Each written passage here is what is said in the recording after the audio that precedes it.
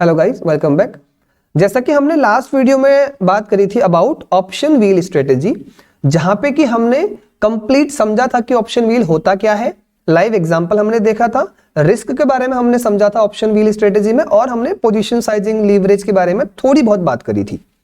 आज के इस वीडियो के अंदर ना मैं आपको ऑप्शन व्हील को लेके कुछ डेटा प्रेजेंट करने वाला हूं, और उस डेटा के बेस पे हम लोग ये डिसाइड करने वाले हैं कि ऑप्शन व्हील किस लेवल पे करनी चाहिए। जैसे कि आपने देखा होगा, जब हम ऑप्शन व्हील करते हैं तो हम क्या करते हैं, हम एक पुट बेचते हैं, फिर हम डिलीवरी लेते हैं अंडरलाइन की, फिर उसके बाद हम उस पर कॉल बेचना चालू करते हैं।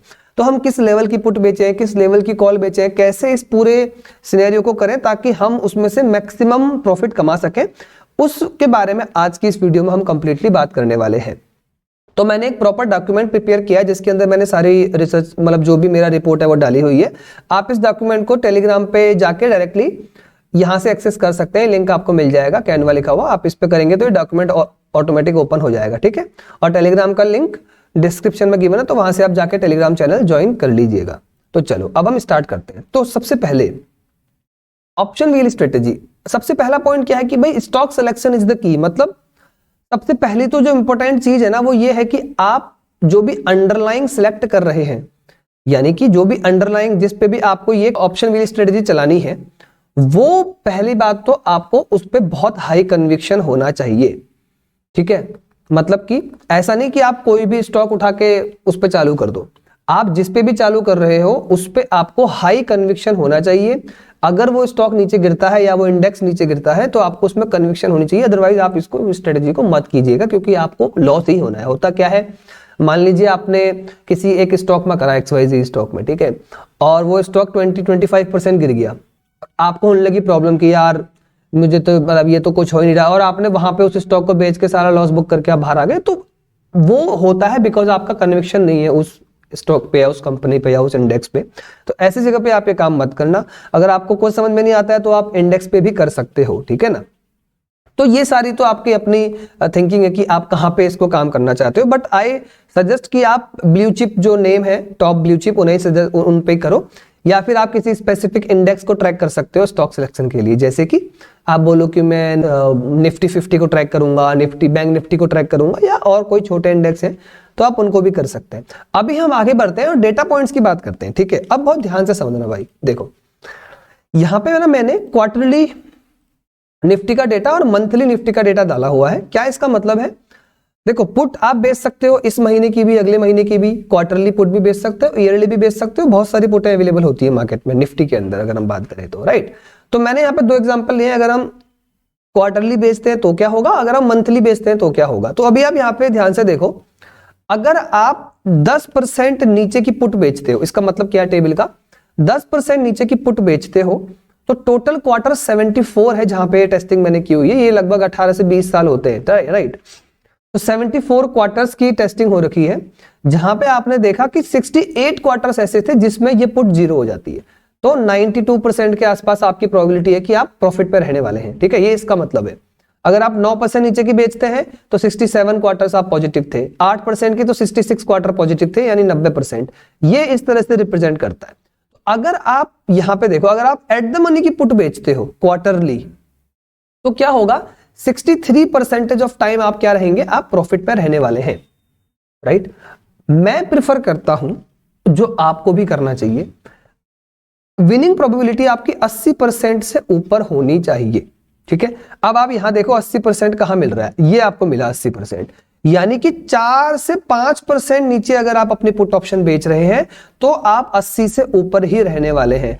तो अगर आपको निफ्टी में करना है तो आप क्वार्टरली अगर करना चाह रहे हैं तो आप क्या करो, 4 से 5% नीचे की एक पुट ऑप्शन बेचो, जो भी प्रीमियम मिला उसको खाओ, और 80% टाइम आपकी पुट ऑप्शन जीरो होने वाली है। जब वो जीरो नहीं होगी तो आपको आपका अंडरलाइन आराम से बहुत अच्छे खासे डिस्काउंट में मिलेगा, आप वहां पे उसको बाय कर सकते हो। तो ये तो रह गई बात, है ना, एट द मनी पे प्रोबेबिलिटी कम आती है। अब बात करते हैं मंथली डेटा सेट की।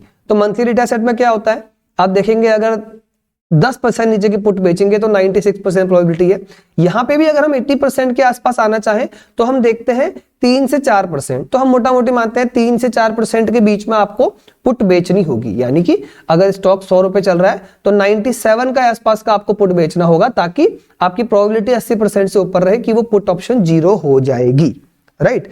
क्योंकि एट द एंड आप चाहेंगे कि आपका पुट जीरो हो जाए, है ना, कि आपको उस सब डिलीवरी लेना वो सब ना करना पड़े।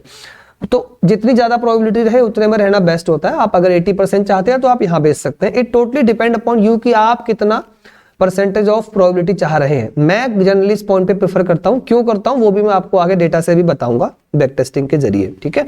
अब हम और आगे बढ़ते हैं। ये तो मंथली डेटा था हमारा। अब आप यहाँ पे देखो एक चीज मैंने लिखी है, since there are multiple stocks, तो स्टॉक का डेटा तो मैं आपको नहीं दे सकता क्योंकि मल्टीपल स्टॉक है भाई। 200 स्टॉक्स है जो एफएनओ में लिस्टेड है, तो उनका डेटा हम नहीं निकाल सकते, बट हमने टॉप 50 का निकाल लिया, निफ्टी 50 का हमने निकाल लिया। तो जनरली आप देखेंगे तो जो लार्ज कैप है वो लगभग यही डेटा फॉलो करते हैं। तो अगर आप स्टॉक्स में भी कर रहे हैं तो आप यही डेटा मान के चल सकते हैं कि आप बोल रहे हैं कि भाई मुझे मंथली पुटें बेचनी है, तो आप अगर 3% के आसपास दूर बेचते हैं तो 80% चांसेस हैं कि वो पुटें जीरो हो जाएंगी। अगर आप मल्टीपल स्टॉक्स में कर रहे हैं तो ये भी आप डेटा लेके चल सकते हैं, ओके। और आपको अगर आप स्टॉक में करते हैं, मैं क्या कर रहा हूं, मैं 1% ऑफ कॉन्ट्रैक्ट वैल्यू कमाना चाहता हूं, ठीक है। कि भाई अगर मानिए जैसे मैंने लास्ट वीडियो में एग्जांपल में भी दिया था, रिलायंस 7.5 लाख का लॉट साइज है, तो मेरे को 7,500 मिल जाए तो मेरे लिए वो मोर देन इनफ है, ठीक है। तो इस रूल से भी आप जा सकते हो। और मैंने क्या लिखा है देखो, एक बहुत इंपॉर्टेंट चीज यहां पे लिखी हुई है कि most of the profits in wheel actually come from stock appreciation. होता क्या है ना, अब ध्यान से समझना, ऑप्शन व्हील में आप एक पुट ऑप्शन बेचते हो, प्रीमियम कमाते हो, आप एक कॉल ऑप्शन बेचते हो, प्रीमियम कमाते हो, ठीक है। और इसके बीच में आप अगर आपको डिलीवरी आ गई तो आप शेयर नीचे लेके ऊपर बेचते हो, तो आप शेयर से फिर कैश में भी पैसा कमाते हो, राइट। जो आपने इक्विटी खरीदी उसमें ही पैसा कमाते हो। जब आप इन तीनों को कंपेयर करते हो ना, कभी भी आप बैक टेस्टिंग करके कंपेयर करना, आप ये पाओगे कि यार कैश में हम बहुत पैसा कमाते हैं, कैश में सबसे ज्यादा अमाउंट हमको मिलता है, ठीक है। तो इन तीनों में सबसे बड़ा अमाउंट हम कैश पे कमा रहे होते हैं। तो मैं जनरली क्या प्रेफर करता हूं कि मैं इनका रिटर्न्स कम रखता हूं और मेरे को मैक्सिमम पैसा यहां कमाना होता है। ये मेरा वो रहता है कि मैं मैक्सिमम पैसा प्रीमियम से ना कमा के कैश से कमाऊं। किसी पर्सन का होता है कि वो प्रीमियम से ज्यादा पैसा कमाए, तो वो क्या कर सकता है, फिर वो नियर द मनी के ऑप्शंस बेच सकता है। जैसे मैंने यहां बताया, आपका अगर मोटो है कि नहीं आपको कैश से ज्यादा पैसा कमाना है, तो आप क्या करोगे, आप 5% नीचे की पुटें बेचोगे, जितनी दूर हो सके उतना दूर, जहां आपको थोड़ा सा प्रीमियम मिल रहा हो। क्यों?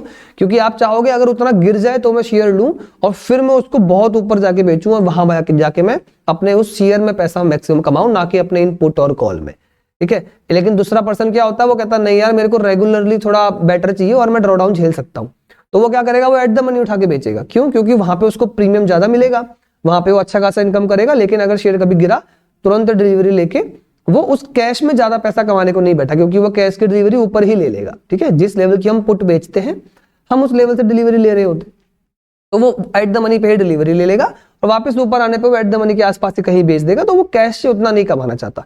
ये भी मैंने लाइव टेस्टिंग करा, मैं अभी आपको नीचे यहाँ पे दिखाता हूँ तो आपको क्लियरली समझ में आएगा मैं क्या बात कर रहा हूँ, ठीक है। अभी हम चलते हैं इस बैक टेस्टिंग के ऊपर। तो सीट में तो मैंने ऐसे स्क्रीनशॉट डाल रखा है, मैं आपको इसको अभी लाइव दिखाता हूँ, ठीक है, कि ये है क्या चीज। तो हम चलते हैं ऑप्शन ये बैक टेस्टिंग इस वाले में। यहाँ पे आप देखेंगे मैंने सेव करके रखा है। अब यहाँ पे मैंने क्वार्टरली किया हुआ है, ठीक है ना, जस्ट फॉर लर्निंग पर्पस, ठीक है। तो इसमें कोई रिकमेंडेशन नहीं दे रहा हूं मैं, या मैं ये नहीं कह रहा हूं कि पहले पुराना ऐसा हुआ है तो आगे भी ऐसा ही होगा। ये डिस्क्लेमर है कि कोई रिकमेंडेशन वगैरह नहीं है, बस एक हम सीख रहे हैं कि हाँ भाई क्या होता है, राइट। अगर हम ऐसा करते तो क्या हुआ होता। तो ये 2 एग्जाम्पल आप यहाँ पे देख रहे हैं। पहले एग्जाम्पल में मैं इसको थोड़ा जूम कर लेता हूं, यहां पे आप देखो ध्यान से, तो आपको दिखेगा क्वार्टरली व्हील -5%। इसका क्या मतलब है, इसका यह मतलब है कि मैं -5% नीचे, यानी कि 5% नीचे का अप्रॉक्स मैं पुट ऑप्शन सेल करूंगा। मतलब जब मैं पुट ऑप्शन बेचूंगा तो मेरे को 5% नीचे तक की रेंज मिलनी चाहिए। और उसके बाद अगर मेरे पास डिलीवरी आ गई तो मैं क्या करूंगा, ध्यान से समझना, एक पॉइंट होता है उसको कहते हैं रेफरेंस पॉइंट। ये मैं कहता हूं इसको रेफरेंस पॉइंट, है ना, ऐसा कुछ होता नहीं है, बस मैं एक आपको टर्म समझा रहा हूं। मानिए आपने पुट ऑप्शन बेचा, फॉर एग्जांपल निफ्टी चल रहा है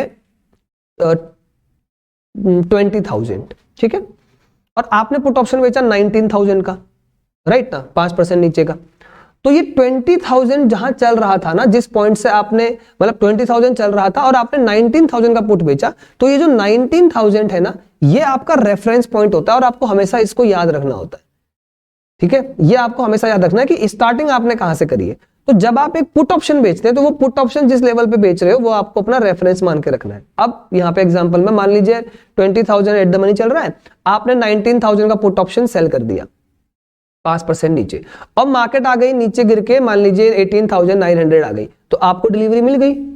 अब जब आप कॉल बेचोगे ना, तो अगर आप यहां पे -5 ले रहे हो तो फिर होगा क्या, जब आप कॉल बेचेंगे तो आप 19,000 प्लस 5% करके बेचोगे। इसका ये मतलब है नीचे भी 5% ऊपर भी 5%, कि जब आपने 18,900 पे खरीद लिया, अब आप इसको कब बेचोगे, जब ये 19,000 प्लस 5% यानी कि लगभग 20,000 वापस आ जाए निफ्टी, तब जाके आप अपने इस कैश को बेचोगे। तब तक आप इसे होल्ड करके रखोगे और कॉल बेच के सिर्फ अपना प्रीमियम कमाते रहोगे। तो ये इस -5% का मतलब है। जब पुट बेचते हैं तब भी 5% नीचे, जब कॉल बेचते हैं तब भी 5% ऊपर, हमें पूरा 10% फिर हम इसमें कमाने की कोशिश करते हैं।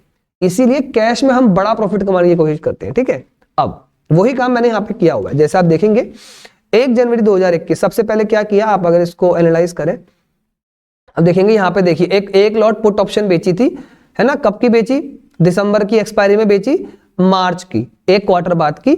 कहां की बेची, देखिए स्पॉट इस टाइम पे चल रहा था, अगर यहाँ पे तो दिख नहीं रहा है आई गेस, एक मिनट,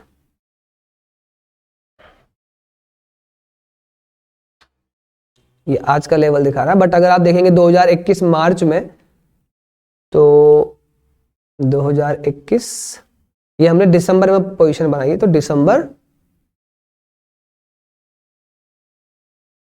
2021 जनवरी 1 में आते, क्योंकि डेटा तब से ही अवेलेबल था। हाँ ठीक है, तो मार्केट कहां चल रहा है, 14,000 के आसपास मार्केट उस टाइम चल रहा था, डे है ना, लगभग 13-14,000 के आसपास, और हमने 13,000 का पुट ऑप्शन बेचा, यानी कि हमने कितना % दूर का बेचा, अप्रोक्सीमेटली अगर आप इसको कैलकुलेट करोगे ये कितना आता है, 1000 डिवाइड बाय 14,000 इंटू 100, 7% की आपको रेंज मिली। ये हमने पुट बेच दी। फिर इसके बाद हमने क्या किया, अब हम वापस चलते हैं स्ट्रेटेजी में। फिर हमने मार्च में दोबारा से कुछ बेचा, फिर जून में बेचा, फिर सितंबर में बेचा, हम बेचते गए। 31 मार्च 2022 को हमारे पास डिलीवरी आई, फिर हमने डिलीवरी ले ली फ्यूचर में। यहाँ पे उस फ्यूचर में फिर जब हमारा प्रॉफिट बुक हुआ तो हमारे पास 91,000 आए, फिर हम पुटें बेचना चालू कर दिए। तो ऐसे जब हम करते गए यहाँ पे भी हमने डिलीवरी ली हुई है, जिसका कि मैंने अभी मेंशन नहीं किया कितना प्रॉफिट हुआ, वो मैंने अलग से कैलकुलेट करके रखा हुआ है। तो आप यहाँ पे देखोगे टोटल प्रॉफिट ये दिखा रहा है लगभग 1,70,000 के आसपास। इसके अलावा यहाँ पे इस वाली ट्रेड में ना लगभग 75,000 का प्रॉफिट और है, जो कि इस पोजीशन में आज के दिन चल रहा है, क्योंकि ये पोजीशन तो अभी भी चल रही है ना। तो जून की एक्सपायरी होगी, हमने सितंबर में बेचा, सितंबर की होगी, फिर हम दिसंबर में बेचा, और ये फ्यूचर लॉन्ग तब से चल रहा है। 26,000 का लेवल इसका है, अभी भी मार्केट 26,000 के आसपास चल रही है। तो इस कैश की जो पोजीशन है ना, इसमें अभी 75,000 का प्रॉफिट चल रहा है। मान लीजिए अगर इस दिसंबर में मार्केट 75,000 के ऊपर जाके 26,000 के ऊपर जाके क्लोज हो जाती है, तो हमारा वो कॉल ऑप्शन हम इसको काटेंगे और इस पोजीशन को भी बुक कर लेंगे उस दिन। तो इस पोजीशन में आपको उस दिन प्रॉफिट होगा लगभग 75,000 का, जो कि अभी भी चल रहा है, क्योंकि मार्केट अभी चल रही है लगभग 26,000, राइट ना। तो अगर आप देखेंगे टोटल प्रॉफिट कितना आ रहा है, तो ये कितना आएगा 173 प्लस वो 75,000 जो कि मैंने यहाँ पे मेंशन किया हुआ है। देखो 173 प्लस 75,000, तो लगभग 2.5 लाख के आसपास का प्रॉफिट इस स्ट्रेटेजी में आ रहा है अभी तक इन टोटल। अगर आप 5% नीचे का पुट ऑप्शन बेच के चल रहे हैं, तो आपने टोटल 19-20 ट्रेड्स करी हैं, आपका 2.5 लाख का प्रॉफिट आज की डेट पे चल रहा है। आपका ड्रॉडाउन टोटल जो आया था वो लगभग 50-60 हजार का आया था, बट यहाँ पे ड्रॉडाउन इतना मैटर नहीं करता, क्योंकि कैश का ड्रॉडाउन आप नहीं देख पा रहे हो वो सारी चीजें। बट ठीक है, हम देख रहे हैं कि भाई हमारे पास इतना प्रॉफिट आया, बट ड्रॉडाउन इसमें कम ही होगा compare to at the money, कम ही आएगा। क्यों? क्योंकि एट द मनी में क्या हो रहा है ना, आपने तुरंत डिलीवरी ले ली गिरते ही। यहां पे आप 5% गिर गया उसके बाद ले रहे हो। तो अगर मार्केट मानिए 20% टोटल गिरा, तो क्या होगा, इस 5% नीचे वाले में तो आपका ड्रॉडाउन सिर्फ 15 या 14%, 13% का आएगा, क्योंकि थोड़ा बहुत तो आपने प्रीमियम भी कमाया होगा। लेकिन अगर आप एट द मनी बेचते हो तो 20% में क्या होगा, आपका ड्रॉडाउन 18% या 19% का आएगा, थोड़ा बहुत प्रीमियम एडजस्ट करने के बाद। तो ड्रॉडाउन जितना दूर की पुट है उतना हमेशा कम आता है, राइट ना। तो इस स्ट्रेटेजी में टोटल अर्निंग हो गई 2.5 लाख की, और आपका ड्रॉडाउन अभी हम मान लेते हैं कि इतना के आसपास आया। अब हम चलते हैं एट द मनी में। अगर आपने एट द मनी की पुट बेची होती तो क्या हुआ होता, तो यहां पे आपको प्रॉफिट दिख रहा है 2,33,000 प्लस यहां पे भी लगभग 20-25 हजार रुपए का सिर्फ हमारा प्रॉफिट है, जो 20 या 25 हजार का है, जो कि कैश पे चल रहा है, ठीक है ना, क्योंकि इसमें हम कैश पे तुरंत ही बुक करते हैं। हम 26,000 की ही हमने पुट बेच दी होगी और फिर मार्केट गिर गया तो हम वहीं से डिलीवरी लेके बैठे थे, अभी वापस 26 आएगा, हम बेच के निकल जाएंगे, तो कैश में इसमें उतना बड़ा प्रॉफिट नहीं होता है। इसकी अगर हम बात करें, मैंने यहाँ पे डाला हुआ है, आप देखिए, तो लगभग 20,000 का प्रॉफिट चल रहा है, 230 अभी ये चल रहा है, तो इसमें भी टोटल प्रॉफिट लगभग हम 2.5 लाख के आसपास ही चल रहे हैं। बट फोकस करके देखो इस ड्रॉडाउन पे, यहां पे ड्रॉडाउन क्या है, लगभग डबल दिख रहा है हमको, और ये रियलिटी में हुआ है गाइस। अगर आप खुद से बैक टेस्ट करोगे आप देखोगे रियलिटी में लगभग डबल ड्रॉडाउन आया है आपके पास when you do in at the money. लेकिन प्रॉफिट्स वो तो दोनों में बराबर आए। यहां पे आप देखिए मैक्सिमम लॉस 90,000 को ये ट्रेड में आपको आया, आपने पुट बेची होगी, मार्केट गिर पड़ी उसके बाद, राइट। बट यहां पे अगर आप देखेंगे तो आपका वो लगभग उसका आधा आया है, समझ रहे ना। तो यही डिफरेंस है दोनों में। अब हुआ क्या, एक में आपने बेचा एट द मनी का पुट ऑप्शन, ठीक है, और एक में आपने बेचा -5% नीचे का पुट ऑप्शन। दोनों में प्रॉफिट सेम आया जब आप देख रहे हैं 3-4 साल बाद, तो है ना, 4 से 5 साल बाद जब हमने देखा ओवरऑल, तो दोनों का प्रॉफिट लगभग सेम आ रहा है। तो कौन सा स्ट्रेटेजी करना ज्यादा बेनिफिशियल है, अगर आप खुद इसको कंपेयर करो तो ये वाली बेटर है। हो सकता है शॉर्ट टर्म में ऊपर नीचे सब कुछ चलेगा कि आप बोलोगे यार कुछ पैसा ही नहीं मिल रहा है, थोड़ा सा ही थोड़ा मिलता है, मतलब 5 पैसे नीचे की पुट में तो ज्यादा रुपए आपको नहीं मिलेंगे। जैसे कि अगर आप यहाँ पे भी देखोगे तो कितना ही मिल रहा है आपको, यहाँ देखो 8,000, 11,000, 9,000, 11,000, बट ये वाले में कितना मिल रहा था, 25,000, 28,000, 14,000, 12,000, है ना। बट कोई बात नहीं, जब ये चीज चलते रहेगी ना, जब आप लॉन्ग टर्म में जाओगे ना, तो यहां देखो जैसे कि ये आपने बड़ा प्रॉफिट इसमें कमाया, लेकिन ऐसा बड़ा प्रॉफिट आपको इसमें जनरली नहीं मिलेगा। यहां क्यों मिला, क्योंकि गया भी था, समझ रहे ना। इसमें जाएगा भी उतनी स्पीड से, आएगा भी वैसे ही, तो जाने में भी बड़ा जाएगा, आने में भी बड़ा आएगा। लेकिन जब आप ओवरऑल कंपेयर करेंगे तो होगा क्या, इसमें क्या होगा, जाएगा छोटा छोटा, आएगा आपको जब कभी तो बहुत बड़ा प्रॉफिट आपके हाथ में आएगा, राइट। तो यहां पे आपने क्या समझा कि भाई अगर हम दूर से पुट ऑप्शन बेच रहे हैं तो उसमें ज्यादा बेनिफिट है। क्यों, क्योंकि यहां पे हम मेजर इनकम अपनी अंडरलाइंग जो इक्विटी है उससे करना चाह रहे हैं, ठीक है ना, या जो आपने स्टॉक बाय किया उससे आप मैक्सिमम पैसा इसके अंदर कमाते हो, ठीक। और यहां पे आप सिर्फ प्रीमियम कमाना चाह रहे हो तो आपका डीडी बड़ा है। तो यहां से हमने ये समझ लिया कि यार ठीक है, अगर हम थोड़ा नीचे की पुट बेचें तो वो लॉन्ग टर्म में बेटर होता है, राइट। अब एक मेजर क्वेश्चन है, वो क्या है, अगर इसमें आप देखेंगे ना तो इन दोनों बैक टेस्टिंग में क्या है, क्योंकि निफ्टी के लॉट साइज देखो बार बार चेंज हुए, पहले 25 था, फिर 50, अब 75 चल रहा है, तो वो भी यहाँ पे कंसिडर थोड़ा बहुत किया हुआ है, क्योंकि बाद में लॉट साइज बढ़ गया, वो सारी चीजें हैं। बट कंपैरिजन में हम उससे हमें कोई फर्क नहीं पड़ता, क्योंकि दोनों में वही चीज सेम हो रही है। तो कंपेयर अगर हम करें तो दोनों कंपैरिजन हमारा बेस्ट है कि हाँ भाई ये वाली स्ट्रेटेजी बेटर है। अब आया most important topic of this whole video, और वो है रिटर्न्स, कि कितना रिटर्न हमने बनाया। अब इसमें ना बहुत ज्यादा लोग कंफ्यूज होते हैं, तो आपको बहुत ध्यान से समझना है, ठीक है, कि रिटर्न कैलकुलेट कैसे करते हैं, ठीक है। तो बहुत ध्यान से अब इस वीडियो को समझना, और आपको समझ में आएगा पावर ऑफ व्हील स्ट्रेटेजी।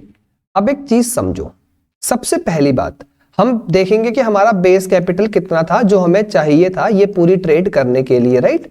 तो कैपिटल जो हमारा था वो कितना था, देखिए स्टार्टिंग जब हमने करी थी ना तो हमने 50 क्वांटिटी से करी थी, बीच में लॉट 25 भी हुआ, 75 भी हुआ, बट ओके हम 50 ही लेके चलते हैं। अभी जो लेवल स्टार्टिंग में था ना वो था 13,000 का, और मार्केट वहां से 13 से फिर आज 25,000 आ चुकी है, ठीक है। तो अगर हम देखें 50 का लॉट साइज मल्टीप्लाइड बाय 13,000, तो ये आता है अप्रोक्सीमेटली 6.5 लाख रुपए, ठीक। तो 6.5 लाख रुपए तो आपको बेस चाहिए ही चाहिए था, जिससे पहले आप पुट बेच ही नहीं सकते थे, ठीक है। मैं बोलता हूं चलिए आप थोड़ा सा इसमें और एक्सेजरेट कर लेते हैं, हम 50,000 और ले लेते हैं। हम मानते हैं आपका कैपिटल जो रिक्वायरमेंट था on day 1 it's 7 lakh rupees. फिर आप इसमें प्रॉफिट आते रहेंगे, मार्केट ऊपर जाते रहेगी, प्रॉफिट आते रहेंगे, तो वो ऑटोमेटिक बैलेंस होता रहेगा, ठीक है ना। तो आपका जो बेस कैपिटल था वो कितना था, 7 लाख रुपए। अब 7 लाख पे हम काम कर रहे हैं, हमने जो टोटल रिटर्न कमाया वो कितने टाइम में कमाया, फ्रॉम 2021 जनवरी से लेके 2025 आज दिसंबर तक। तो जब आप इस टोटल निकालोगे ना तो ये आता है अप्रोक्सीमेटली 4 इयर्स, ठीक है। अब इन 4 इयर्स के अंदर आपने टोटल कितना इनकम किया, वो किया आपने 2.5 lakh rupees from this strategy option wheel से, ठीक है। तो 2.5 लाख। अब बोलोगे यार ये तो बहुत कम रिटर्न है। अब मैं आपको समझाता हूं गेम, कि गेम कहां होता है मेन। देखो 2.5 लाख तो आपने कमाया, राइट। तो ये 2.5 लाख कितना परसेंट हो गया 7 लाख का? It's around 35-36%। तो ये आपने कमा लिया, ठीक है ना। इट्स अराउंड 36%, ठीक है। ये आपने 4 इयर्स में कमाया। अब एक चीज है, आपको लगेगा यार ये तो बहुत कम रिटर्न आया 4 इयर्स में, तो कुछ भी नहीं, 10% का रिटर्न भी नहीं है। नहीं, होता क्या है ना, जब आप ये 7 लाख रुपए लेके आए थे तो क्या आपने पूरा 7 लाख रुपए लगा दिया? नहीं, ये 7 लाख रुपए में से जब आपको कैश में डिलीवरी आई है ना, बहुत ध्यान से समझना, आप पुट बेचते हो तो कुछ भी कैपिटल नहीं लगता। फिर क्या होता है, एक बार हमको डिलीवरी आती है, मतलब हमको स्टॉक बाइंग करनी पड़ती है, और फिर वो स्टॉक एप्रिशिएट जब तक हो रहा है, हो सकता है हमने इस टाइम पे ये पूरा 7 लाख लगाया होता है। उसके बाद जैसे ही हमारी कॉल चैलेंज होती है, ये डिलीवरी बाहर निकलती है, फिर से हम पुट बेचना चालू कर देते हैं, तो फिर हमारी कैपिटल रिक्वायरमेंट कम हो जाती है। तो मेन पॉइंट ये है कि कितने समय हमने ये कैपिटल डिप्लॉय रखा और कितने समय ये डिप्लॉय नहीं रखा। तो जब जब ये कैपिटल डिप्लॉय नहीं होगा ना, तब ये कैपिटल कहां पे जाएगा? ये जाएगा डेट फंड में, यानी कि बॉन्ड्स में आप डाल सकते हो, जो कि आपको आराम से 6 to 7% का यील्ड आज की डेट पे दे रहे हैं। 10 ईयर बॉन्ड यील्ड अभी आपको 7% दे रही है, आज की डेट की बात मैं कर रहा हूं, ठीक है ना।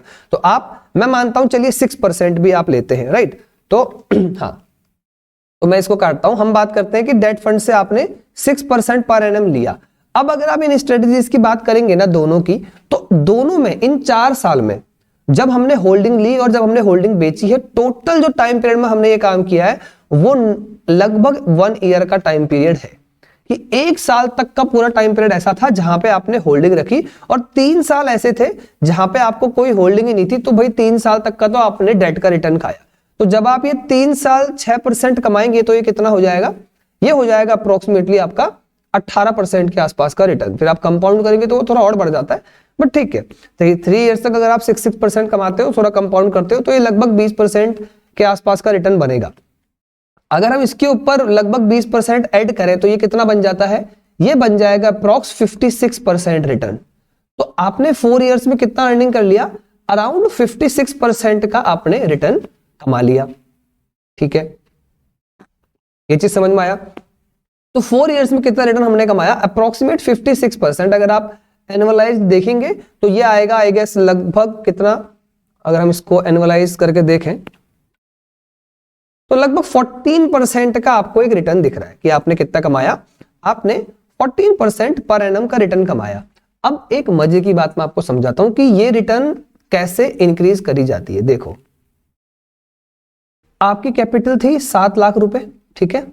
तो आप क्या करते हो ना, जब भी कभी आप ट्रेडिंग करते हो ये वाला ऑप्शन व्हील, तो अगर आप कैश में बाइंग कर रहे हैं, मान लीजिए आपने निफ्टी 20 बाय करा या आपने स्टॉक को इक्विटी खरीद ली, और मान लीजिए उसको 6-7 महीने बाद फिर आप बेचते हैं ना, तो वो आपके शॉर्ट टर्म कैपिटल गेन में आ जाता है। तो उसमें आपको 20% टैक्स भी लगेगा, और आपका एसटीटी और ये सारे चार्जेस भी आपके काफी सारे जाने वाले हैं, पूरा कैपिटल भी आपका ब्लॉक हो जाएगा। इसीलिए मैं क्या प्रेफर करता हूं, वो आपको भी प्रेफर करना है कि जो भी आपका बेस कैपिटल है उसको पहले ही दिन आप कहां पे इसमें इन्वेस्ट कर दीजिए, आप उसको गवर्नमेंट बॉन्ड में इन्वेस्ट कर दीजिए या लिक्विड बॉन्ड में इन्वेस्ट कर दीजिए, ठीक है। उसके बाद जब भी आपको डिलीवरी आती है ना, तो आप कैश में ना लेके उस डिलीवरी को फ्यूचर में ले लीजिए। इससे बेनिफिट क्या होगा? Number 1, short term capital gain नहीं लगेगा, फ्यूचर से जो भी इनकम आएगी वो ट्रीट करी जाएगी एज अ बिजनेस गेन, तो उसको आप इजिली टैक्स इफिशिएंट भी बना सकते हैं अगर आपके पास कुछ खर्चे हैं, वो सब चीजें हैं तो। बट फ्यूचर्स में अगर आप करेंगे तो it will be more easy, ठीक है ना। तो मान लीजिए आपने फ्यूचर में इसको ले लिया, ठीक है, और फ्यूचर में अच्छी बात क्या है, लिया फ्यूचर, फिर आपने मान लीजिए 1 साल तक होल्ड करना है, तो निफ्टी में तो आप 1 साल बाद का भी सिंथेटिक फ्यूचर लॉन्ग कर सकते हो वाया ऑप्शंस। तो ये सब आई गेस आपको पता होगा, नहीं तो मैं इस पे कभी एक डिटेल वीडियो बना दूंगा, राइट। तो आप इजीली निफ्टी के 1 साल बाद के सिंथेटिक फ्यूचर ले सकते हैं। 1 साल के अंदर पोजीशन कट गई तो कट गई, अदरवाइज आप उसको फिर रोल ओवर कर सकते हैं नेक्स्ट ईयर में, ठीक है ना। और ये आपको अराउंड 7% के इंटरेस्ट पे मिल जाते हैं, और उतना ही आपको बॉन्ड पे इंटरेस्ट मिल रहा होता है। तो बात सेम है कि आप कैश पे लो या बॉन्ड पे डाल के फ्यूचर पे लो, तो बात सेम है। और ये वाला मेथड ज्यादा बेटर है क्योंकि इसमें आपको ज्यादा इन आउट नहीं करना पड़ेगा, आराम से बॉन्ड में पैसा पड़ा हुआ है, फ्यूचर्स में आप अपना ट्रेड इजीली करते रहेंगे। राइट ना। और अगर आप सिंथेटिक फ्यूचर बना रहे हैं तो आपको MTM भी नहीं देना। तो आई गेस ये मोटा मोटा आपको समझ में आया होगा। अब इसका बेनिफिट कि आपकी जो रिटर्न है वो लगभग कितनी बन गई, 14% बन गई। और जब आप ये फ्यूचर लेते हैं और आपने 7 लाख रुपए बॉन्ड पे रखा हुआ है मान लीजिए, तो मार्जिन तो आपका सिर्फ 2-3 लाख का ही ब्लॉक हुआ ना। अगर आपकी 7 लाख की वैल्यू है ना, तो मार्जिन आपका 2 लाख का भी ब्लॉक नहीं होगा प्रॉपरली। तो आपके पास 5 लाख का मार्जिन फ्री पड़ा हुआ है। आप उस पर कुछ भी और ट्रेड कर सकते हैं, आप उस पर और भी कुछ ट्रेड कर सकते हो एक्स्ट्रा। मानो आपके पास एक ऐसा स्ट्रेटेजी है जो बहुत सेफ स्ट्रेटेजी है और वो आपको 1% पर मंथ कमा के देता है, राइट। तो आप बहुत इजीली अपने कैपिटल पे 12% तो इस स्ट्रेटेजी से कमा लेंगे, प्लस 14% मानिए आपने इस स्ट्रेटेजी से कमा लिया, तो आपकी रिटर्न कितनी आ गई, आप 26% पे आ गए, which is more than average. ये बहुत अच्छी रिटर्न है पर एनम के हिसाब से, ठीक है ना। तो इस तरह से इस स्ट्रेटेजी में कैपिटल मैनेजमेंट किया जाता है।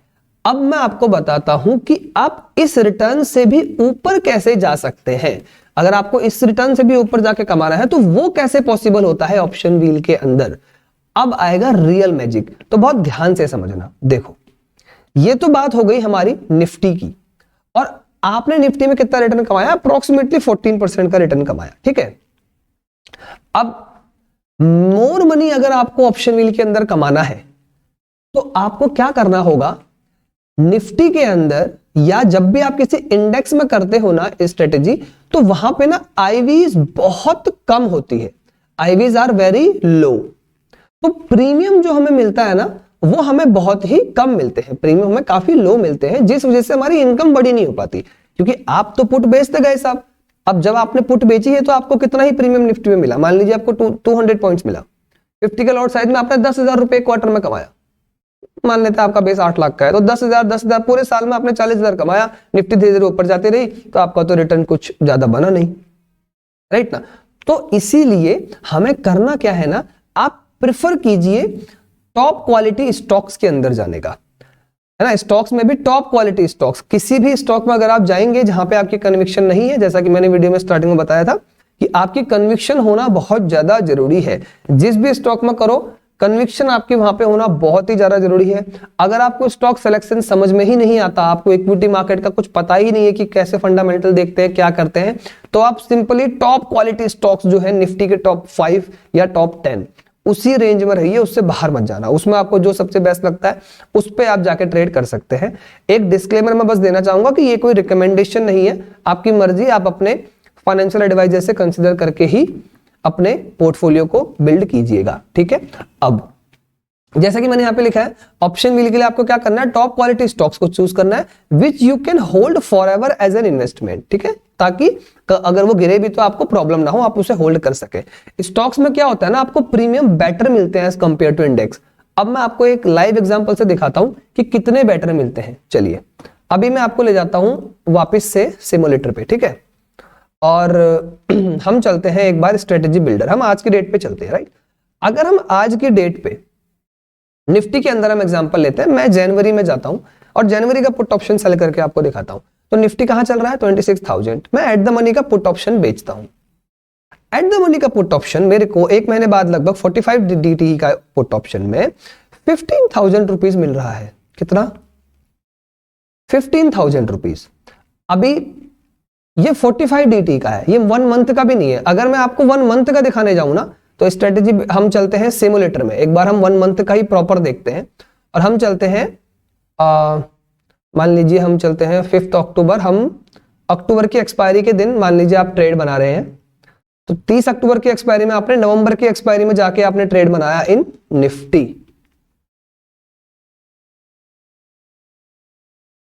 राइट। अब आपको लाइव समझ में आएगा कि क्या होता है, राइट। तो 25,800 चल रहा है मार्केट, मान लीजिए आपने 25,800 नेक्स्ट मंथ के लिए सेल किया, ठीक है।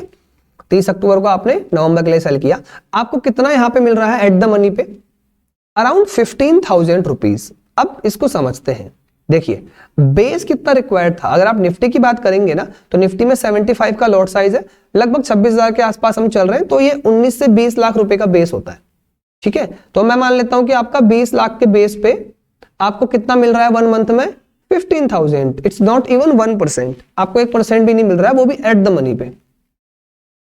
ठीक, अब हम सिमिलर चीज चेक करते हैं किसी एक स्टॉक में। 20 लाख के ऊपर आपको एक महीने में 15,000 रुपीज दे रहा है ये। अभी हम बात करते हैं सेम यहां पे, चलिए हम रिलायंस की बात कर लेते हैं, ठीक है, जो कि नंबर 1 कंपनी आ जाती है मार्केट कैप के अकॉर्डिंग। हम चले गए सेम 30 अक्टूबर को, हम नेक्स्ट मंथ में आ जाए, 1488 के आसपास चल रहा है।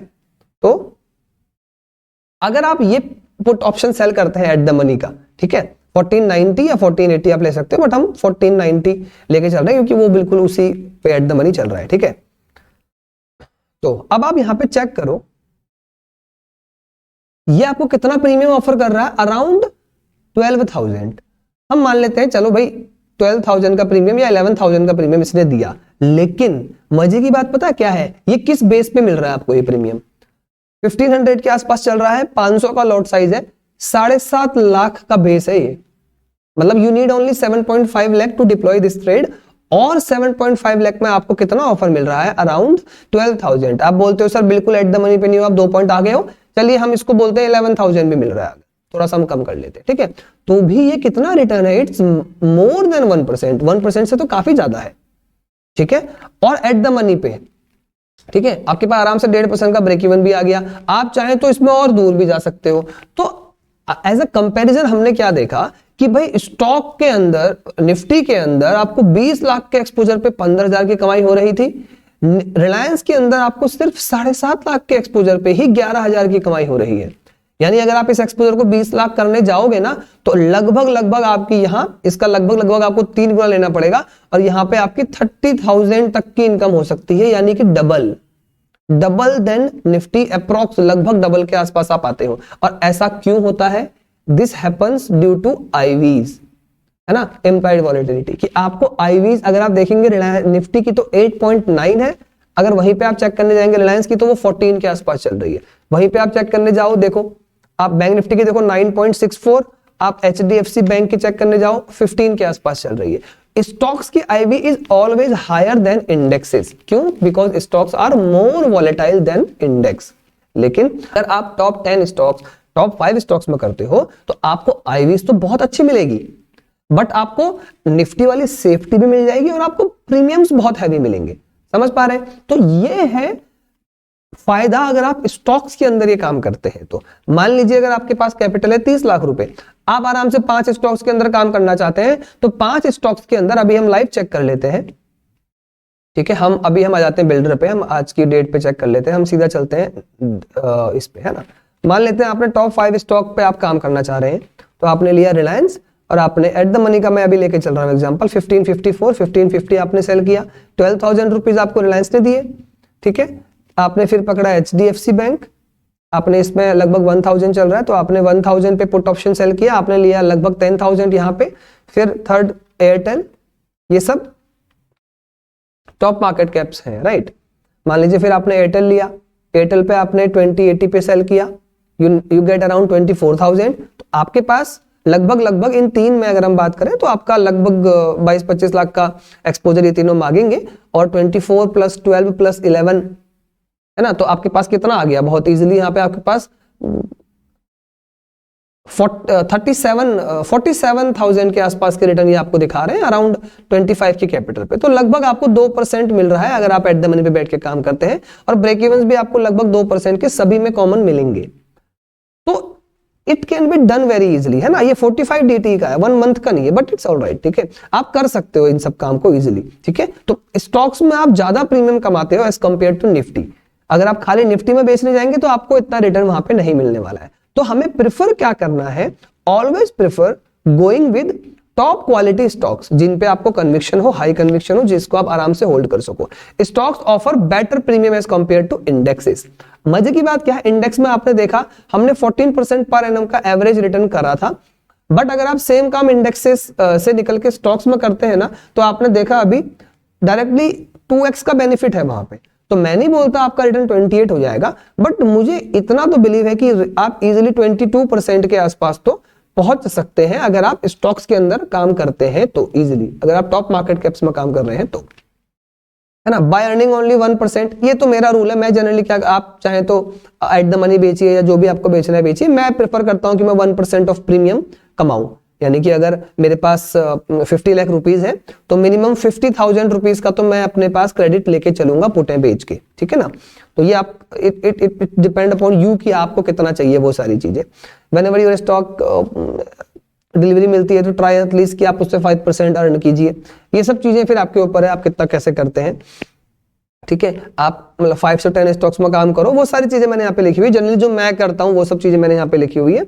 You can easily get 3 to 4 stocks delivery and earn huge in them. Basically होता क्या है कि मान लीजिए अगर आप 10 स्टॉक्स के अंदर काम कर रहे हो, ये मैं आपको लाइव बता रहा हूँ जो होता है, तो और मान लेते हैं कि आप क्या करते हैं कि आपने 1% का प्रीमियम हर स्टॉक में लिया हुआ है, तो साल भर में होगा क्या ना, 3 से 4 स्टॉक ऐसे होंगे जो क्या करेंगे, जो ना एक बड़ा स्विंग दिखाते हैं। बड़ा स्विंग मतलब वो बड़ा फॉल और बड़ा मूव फिर वहां से दिखाएंगे।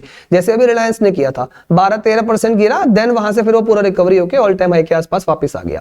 तो अगर आप दूर की पुटें बेच रहे हैं, मान लीजिए आप 5% नीचे की पुटें बेच रहे हैं, ऐसा कुछ कर रहे हैं, और आपकी वहां डिलीवरी आ गई, तो डिलीवरी आने के बाद आप मिनिमम अपने रेफरेंस पॉइंट से जहां की आपने पुट बेची थी वहां से ट्राई कीजिए कि मैं 5% तो मिनिमम अर्निंग करूं अपने इस स्टॉक के अंदर, ठीक है। मैं तो कई बार 10% भी प्रेफर करता हूं, बट अगर आप 5% भी करते हैं तो अगर आपको 3-4 स्टॉक्स भी ऐसे मिले तो वो आपको आपकी कैपिटल पे एक अच्छा रिटर्न दे देते हैं। और स्टॉक्स में हो सकता है आपकी पुटें जीरो होती चली जाए, ज्यादा कुछ वहां से अर्निंग होना, वो आपका नॉर्मल 1% पर मंथ वाला हिसाब से आपको रिटर्न देंगे।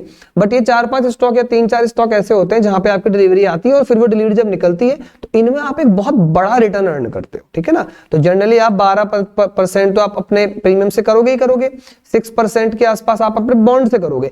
इसके अलावा आपका 5 to 6% जो एक्स्ट्रा रिटर्न बनने वाली है वो बन जाती है कई बार जब आपको एक बड़ा डाउन और फिर वहां से एक राइज मिलता है तो। और ये तीनों मिलके ही आपका रिटर्न इंक्रीज करते हैं in an option wheel strategy.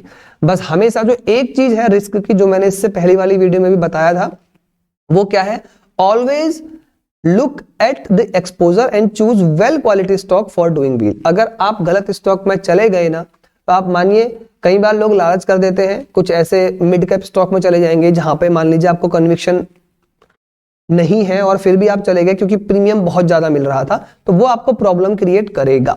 Just for an example, ये कोई रिकमेंडेशन नहीं है, मैं फिर से एक मिड कैप स्टॉक हम किसी की भी बात कर लेते हैं, XYZ हम ले लेते, चलिए BSE ले लेते हैं, ठीक है। हो सकता है BSE बहुत अच्छा परफॉर्म कर जाए इन फ्यूचर, मैं जस्ट आपको एक एग्जांपल के थ्रू समझाने की कोशिश कर रहा हूं।